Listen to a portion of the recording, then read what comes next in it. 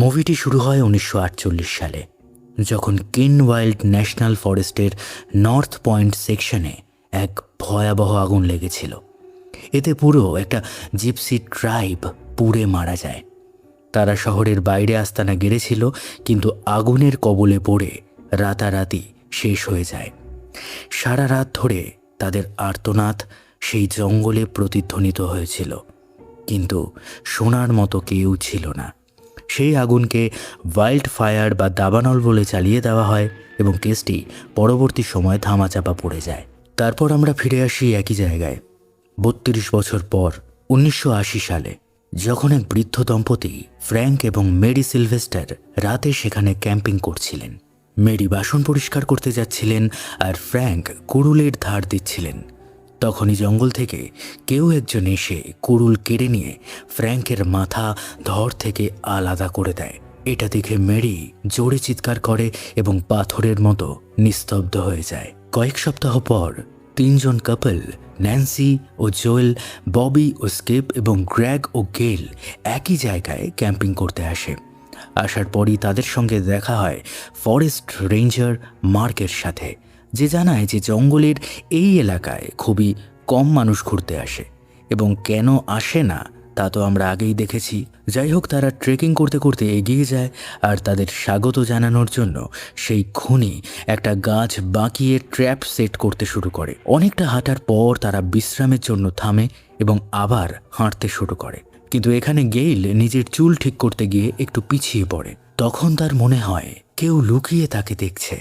তার বন্ধুরা অনেক এগিয়ে গিয়েছিল, তাই ডাকলেও আসলে কোনো লাভ হতো না। এরপর সে এমন দৌড় দেয় যে আর পেছনে ফিরে তাকায়নি। সে ততক্ষণ দৌড়াতে থাকে যতক্ষণ না সে তার বন্ধুদের দেখা পায়। তার বন্ধুরা ক্যাম্প লাগানোর জন্য একটা জায়গা বেছে নিয়েছিল এবং এটি সেই জায়গাটিই ছিল যেখানে কিছুদিন আগে ফ্র্যাঙ্ক এবং মেরিকে খুন করা হয়। সেখানে তারা ফ্র্যাঙ্কের পাইপটিও পড়ে থাকতে দেখে, যা মাথা কেটে যাবার সময় মুখ থেকে পড়ে গিয়েছিল। গেইল সেখানে পৌঁছে সবাইকে বলে যে জঙ্গলে কেউ তো ছিল যে তার পিছু নিচ্ছিল, কিন্তু তখন তার কথা সবাই হেসেই উড়িয়ে দেয়। রাতে সবাই যখন একসাথে বসে, তখন জোয়েল সেই জঙ্গলের লোকাল লেজেন্ড বা লোককথার গল্প শোনাতে শুরু করে। ঘটনাটা প্রায় 30 বছর আগের, যখন এই জঙ্গলে জিপসিরা আস্তানা গেড়েছিল। সেই জিপসিদের মধ্যে 6-7 বছরের একজন শিশুও ছিল, যার নাম ছিল লিও, যে বয়সে বাচ্চা হলেও শরীর একদম বড় মানুষের মতো ছিল। লোকে তাকে অভিশপ্ত বলতো। তার ওপর পারিবারিক অভিশাপ ছিল, যা তার দাদুর থেকে শুরু হয়েছিল। তার দাদুও ওর মতোই বিশাল দেহী ছিলেন, তাই তিনি ছিলেন জিপসিদের রাজা। কিন্তু নিজের স্ত্রীর মৃত্যুর পর তিনি নিজেই তার পুরো গোষ্ঠীকে মেরে ফেলেছিলেন, কারণ তার মনে হয়েছিল তার নিজের লোকেরাই ষড়যন্ত্র করে তার স্ত্রীকে মেরেছে। পাগল হয়ে তিনি একজন খুনি হয়ে যান। যাবার আগে তার গোষ্ঠীর এক জিপসি তাকে অভিশাপ দিয়েছিল, যার ফলস্বরূপ মনে করা হয় লিও বারবার তার পরিবারে জন্মায় এবং একটা অভিশপ্ত জীবন কাটায়। জিপসি মানে সহজ ভাষায় যাকে যাযাবর বলা হয়। লিওর মা ছিল সাশা এবং সাশার ভাই ছিল মার্কো, যে 1 নম্বর প্লে বয় ছিল। নিজের গোষ্ঠীর মেয়েদের ছাড়াও শহরের বিবাহিত মহিলাদের সঙ্গেও তার সম্পর্ক ছিল। একদিন সে শহরের এক মহিলার সাথে দেখা করতে যাওয়ার সময় পথের মাঝে গ্রামের 2 জন লোক, জেক এবং ডেভ, তাকে দেখে ফেলে। ডেভ বলছিল, জিপসিরা খুব খারাপ, যতক্ষণ না এরা এখান থেকে চলে যাচ্ছে আমি নিরাপদ বোধ করব না। জেক এখানে বলল, এমন কিছু নয়, এরা ভালো মানুষ।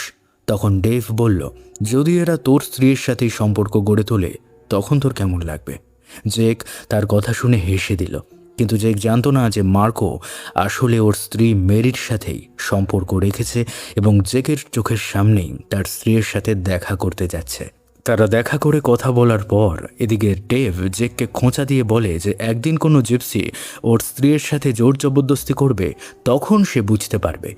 এই কথায় জেক রেগে গিয়ে বলে যে মেরি তাদের কাছেও ঘেঁষতে দেবে না। আসলে সে জানতো না মেরি নিজেই তাদের দিকে ঝুঁকেছিল। রাতে যখন মেরি দেরি করে বাড়ি ফিরল, তার গলায় দাগ ছিল। জেক তার চুড়ি এখানে ধরে ফেলে এবং এখন নিজেকে বাঁচানোর জন্য মেরি কাঁদতে কাঁদতে মিথ্যে বলে যে মার্কো নামের এক জিপসি তার সাথে জোর জবরদস্তি করেছে। এই শুনে জেকের হিতাহিত জ্ঞান হারিয়ে যায়, কারণ ডেভের কথা সত্যি হয়ে যায়। জেক সাথে সাথে ডেভকে ডেকে সব কিছুই বলে দেয় এবং ডেভ তো আগে থেকেই জিপসিদের তাড়াতে চেয়েছিল এবং এখানে সে একটা বড় সড়ো সুযোগ পেয়ে যায়। ডেভ গলায় বিয়ার ঢালার পর ঠান্ডা মাথায় একটা সমাধান বের করলো। তার মতে পুরো ট্রাইব পুড়িয়ে মারা উচিত। জেক এখানে বলল, এর কি প্রয়োজন, পুলিশকে বলে দিলেই তো ঝামেলা মিটে যায়। তখন ডেভ বলল, এতে মেরি এবং তোর বদনাম হবে। মেরি বলছিল, এত বড় পদক্ষেপ কেন নিতে হবে, চলো একটু অপেক্ষা করি, ওরা কিছু সময় পর এমনিতেই চলে যাবে। কিন্তু ডেভ তাদের কথা শুনতেই চাইছিল না। সে জেককেও বিয়ার খাইয়ে নেশায় রাজি করিয়ে নিল। তারপর কেরোসিন নিয়ে জঙ্গলে সেই ট্রাইবের আস্তানায় পৌঁছালো এবং হ্যারি নামের আরও এক বন্ধুকে তারা সাথে নিয়ে নিল। তারা তিনজন সব জায়গায় ভালো করে কেরোসিন ছিটিয়ে আগুন লাগিয়ে সেখান থেকে পালিয়ে গেল। আর এটি সেই আগুন যাকে সাধারণ দাবানল বলে কেসটি ধামা চাপা দেওয়া হয়েছিল, যাতে পুরো জিপসি ট্রাইব পুড়ে মারা গেল। কিন্তু কিংবদন্তি অনুযায়ী লিও আগুন থেকে বেঁচে বেরিয়ে গিয়েছিল এবং খুব বাজেভাবে পুড়ে গিয়েছিল ঠিকই, কিন্তু সে আজও বেঁচে আছে এবং নিজের ভয়ানক কদাকার রূপ নিয়ে এই জঙ্গলে সে ঘুরে বেড়ায় এবং তার পরিবারের মৃত্যুর প্রতিশোধ নিতে থাকে। তো এই ফ্যামিলি কার্স বা পারিবারিক অভিশাপ এভাবেই তার সাথে জড়িয়ে আছে। মজার ব্যাপার হলো, এই গল্প লিও নিজেও জঙ্গলে লুকিয়ে শুনছে। কিছুক্ষণ পর তারা সবাই ঘুমিয়ে পড়ল। শুধু গেইল এবং গ্র্যাগের কিছু কথাবার্তা চলছিল। কিন্তু মাঝপথেই গেইলের নজর পড়ল জঙ্গলের দিকে, যেখান থেকে লিও তাদের লুকিয়ে দেখছিল। গেইল বলল, ওখানে কেউ আছে। তাই গ্র্যাগ লণ্ঠন নিয়ে একা একাই দেখতে গেল। তার যাওয়ার সাথে সাথেই লিও গেইলের স্লিপিং ব্যাগ দিয়ে গেইলেরই গলা টিপে তাকে মেরে ফেলল। তার চিৎকারও বাইরে আসতে দিল না। একইভাবে গ্র্যাগকেও চিৎকার করার কোনো সুযোগ দিল না। জঙ্গলের মধ্যেই তার গলা কেটে তাকেও শেষ করে দিল। রাতারাতি তাদের দুজনের বডি এবং সব জিনিসপত্র লিও গায়েব করে দিল। পরের দিন সকালে বাকি চারজন অবাক ছিল যে গ্র্যাগ আর গেইল তাদের সমস্ত জিনিসপত্র চুপচাপ গুছিয়ে ফিরে গেল কেন। তারা আশেপাশে অনেক খুঁজল, কিন্তু কিছুই পাওয়া গেল না, কারণ লিও তাদের অনেক দূরে নিয়ে যাচ্ছিল। ন্যান্সি এখানে একটি গাছে রক্ত লেগে থাকতে দেখল, কিন্তু সে ভাবল হয়তো কোনো বন্য জন্তুর হবে, তাই কাউকে সে এই কথাটা বলল না। শেষ পর্যন্ত ওরা চারজন এটাই ভাবল যে ওরা হয়তো ফিরে গেছে, কারণ গেইল আসার পর থেকেই অভিযোগ করছিল আর গ্র্যাগ তো তার ইশারাতেই চলে, তাই তার কথা মতোই রাতেই হয়তো বেরিয়ে গিয়েছে তারা। তাদের জন্য একটি নোট রেখে সেই চারজন এগিয়ে গেল পরবর্তী গন্তব্যে, এই ভেবে যে যদি ওরা ফিরে আসে ওদের জন্য নিজেদের ট্রিপ কেন নষ্ট করবে ওরা। এরই মধ্যে হেড রেঞ্জার লেস্টারের কাছে টাউন থেকে পুলিশ চিফের ফোন এলো ফ্র্যাঙ্ক আর মেরির মিসিং হওয়ার খবর দেওয়ার জন্য। তো লেস্টার এখানে বলল, আমি একজন রেঞ্জারকে পাঠাবো চেক করবার জন্য। তারপর মার্ক যখন এলো, লেস্টার তাকে দায়িত্ব দিল যে জঙ্গলে গিয়ে মিসিং কাপলকে খুঁজতে হবে। কিন্তু সাথে সাথে লেস্টার তাকে নিজের মনের কথাগুলোও বলল, যা সে বছরের পর বছর লুকিয়ে রেখেছিল। বহু বছর আগে জঙ্গলে যে আগুন লেগেছিল, যাতে পুরো জিপসি ট্রাইব পুড়ে গিয়েছিল। আগুন নেভার পর লেস্টারও সেখানে গিয়েছিল। তখন জঙ্গলে সে এমন কিছু দেখেছিল যার কথা আজ পর্যন্ত কাউকে সে বলেনি। বাজেভাবে পুড়ে যাওয়া মানুষের মতো দেখতে একটি বাচ্চা এক মুহূর্তের জন্য দেখা গিয়েছিল, তারপরই গায়েব হয়ে গিয়েছিল। লেস্টার মার্ককে পরামর্শ দিল যে সাথে শর্ট গানও নিয়ে যেতে, কিন্তু মার্ক বলল শর্ট গানের প্রয়োজন তার নেই, সে ট্রাঙ্কুলাইজার গান নিয়ে যাচ্ছে, যা দিয়ে অচেতন করা হয়ে থাকে। মার্ক জঙ্গলে গিয়ে কিছুটা পথ ভুল করলে সে গ্র্যাগ আর গেইলের লাশগুলো খুঁজে পেল, যাদের শকুন ছিঁড়ে ছিঁড়ে খাচ্ছিল। সেখান থেকে সে বাকিদের বাঁচানোর জন্য একটু তাড়াতাড়ি এগোতে লাগলো এবং এখন সে আফসোস করছিল যে কেন শর্টগানটা সে সাথে আনেনি। এদিকে নদীতে স্নানের পর ন্যান্সি আর ববি সেখানেই সান ট্যান নিতে শুয়ে পড়েছিল এবং স্কিপ ও জোয়েল পাহাড়ের চূড়ায় চলে গিয়েছিল দড়ির সাহায্যে নিচে নামার জন্য। জোয়েল যেই দড়ির সাহায্যে ঝুলল, লিও এসে স্কিপের ঘাড় মটকে দিল, এরপর দড়িও কেটে দিল, যার ফলে জোয়েল নিচে পড়ে মারা গেল। জোয়েলের চিৎকার জঙ্গলে এমনভাবে ছড়িয়ে পড়ল যে মার্কও সেটা শুনতে পেল এবং ন্যান্সি ও ববিও অ্যালার্ট হয়ে গেল। তারা দুজনেই তাড়াতাড়ি চূড়ায় পৌঁছালো, যেখানে তাদের মুখোমুখি হলো লিও, যাকে দেখে ন্যান্সি উল্টো দিকে দৌড়াতে শুরু করলো। ববিকে সাথে নিয়ে সে দৌড়াচ্ছিল, কিন্তু দৌড়াতে দৌড়াতে ববি ফাঁদে আটকে গেল, যা লিও তাদের আসার আগেই এখানে সেট করে রেখেছিল।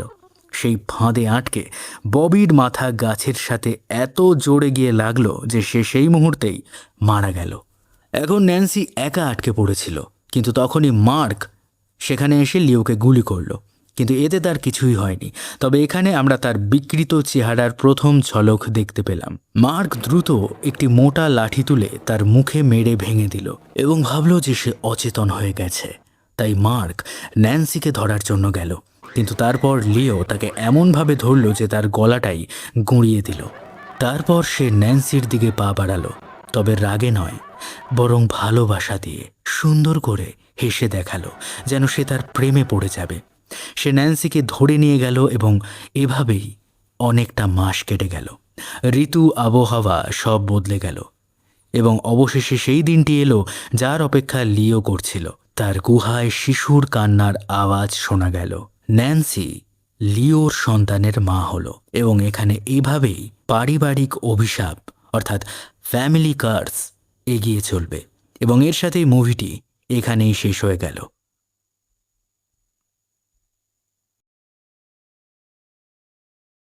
তো এই ছিল 1983 সালের স্ল্যাশার হরার ক্লাসিক দ্য প্রে মুভির এক্সপ্লেনেশন। এবার আমরা জানব দ্য প্রে মুভির পেছনের কিছু অদ্ভুত আর অজানা ফ্যাক্টস। 1983 সালের classic slasher horror movie The Prey, যেটি তৈরি হয়েছিল 1979 সালে কিন্তু মুক্তি পায় 1983 বা 84 দিকে। মুভিটির পরিচালক এডউইন ব্রাউন এবং প্রযোজক সামা ব্রাউন স্বামী স্ত্রী ছিলেন।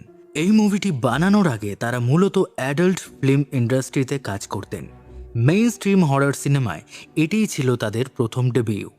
অনেকেই মনে করেন যে মুভিটি বিখ্যাত ফ্রাইডে দ্য 13th দেখে নকল করা হয়েছে, কিন্তু আসল ফ্যাক্ট হলো মুভিটির শুটিং সম্পন্ন হয়েছিল 1979 সালে, অর্থাৎ ফ্রাইডে দ্য 13th মুভি মুক্তি পাওয়ার আগেই। কিন্তু ফান্ডিং এবং ডিস্ট্রিবিউশন সমস্যার কারণে এটি প্রায় 4 বছর ধরে ডাব্বায় বন্দী থাকে এবং অবশেষে 1983 সালের নভেম্বরে থিয়েটারে মুক্তি পায়। মুভিটি যারা দেখেছেন তারা জানেন এতে কোনো কারণ ছাড়াই প্রচুর পরিমাণে বন্যপ্রাণী, কীটপতঙ্গ, সাপ এবং ব্যাঙের ক্লোজ আপ শট দেখানো হয়েছে। এর আসল কারণ হচ্ছে মুভিটির স্ক্রিপ্ট এবং শ্যুট করা মূল গল্পটি ছিল অত্যন্ত ছোট, মাত্র ওই 40 মিনিটের কাছাকাছি।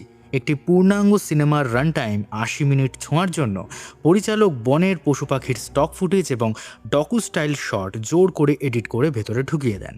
এছাড়া সিনেমার অভিনেতা অভিনেত্রীগণ বিভিন্ন সময় সাক্ষাৎকারে এটাও জানান যে মুভির শুটিংয়ের সময় তাদের কোনো নির্দিষ্ট রিটেন ডায়ালগ দেওয়া হতো না। পরিচালক তাদের বলতেন, তোমরা নিজেদের মতো যা খুশি আড্ডা দাও, আমরা ব্যাকগ্রাউন্ডে পরে ওটা মাফেল করে দেব। ফলে ক্যারেক্টারগুলোর ভেতরের বেশিরভাগ কথাবার্তাই ছিল অভিনেতাদের অন স্পট বানানো বা ইম্প্রোভাইজ করা। এই মুভিটির দুটো ভার্সন আছে। আমেরিকার থিয়েটারের ভার্সনে যা ছিল না, ইন্টারন্যাশনাল কাটে সিনেমার ঠিক মাঝখানে ক্যাম্প ফায়ারের সময় হুট করে প্রায় 20 মিনিটের একটি বড় ফ্ল্যাশব্যাক জুড়ে দেওয়া হয়। সেখানে দেখানো হয় 1948 সালের সে জিপসি ক্যাম্পের অগ্নিকাণ্ডের আসল কারণ, যেখানে এক বিবাহিত মহিলার পরকীয়া এবং গ্রামের মানুষের প্রতিশোধের জেরে পুরো ক্যাম্প পুড়িয়ে দেওয়া হয়েছিল। মজার ব্যাপার হলো এই বাড়তি অংশটি মূল পরিচালক এডউইন ব্রাউন শ্যুট করেননি, অন্য প্রযোজকরা পরে মুভি বড় করতে এটি যোগ করেছিলেন। আজকের এই হিডেন ডিটেলসগুলোর মধ্যে কোনটা আপনাকে সব থেকে বেশি অবাক করেছে? ভিডিওটি ভালো লেগে থাকলে একটা লাইক দিয়ে চ্যানেলটি সাবস্ক্রাইব করতে ভুলবেন না, আর পাশে থাকা বেল আইকনটি চেপে দিন যাতে পরের কোনো হরর বা থ্রিলার মুভির রহস্যময় এক্সপ্লেনেশন আপনার মিস না হয়ে যায়। দেখা হচ্ছে পরের ভিডিওতে। ততক্ষণ ভালো থাকুন, সুস্থ থাকুন, সাবধানে থাকুন আর অন্ধকারকে একটু এড়িয়েই চলুন। ধন্যবাদ।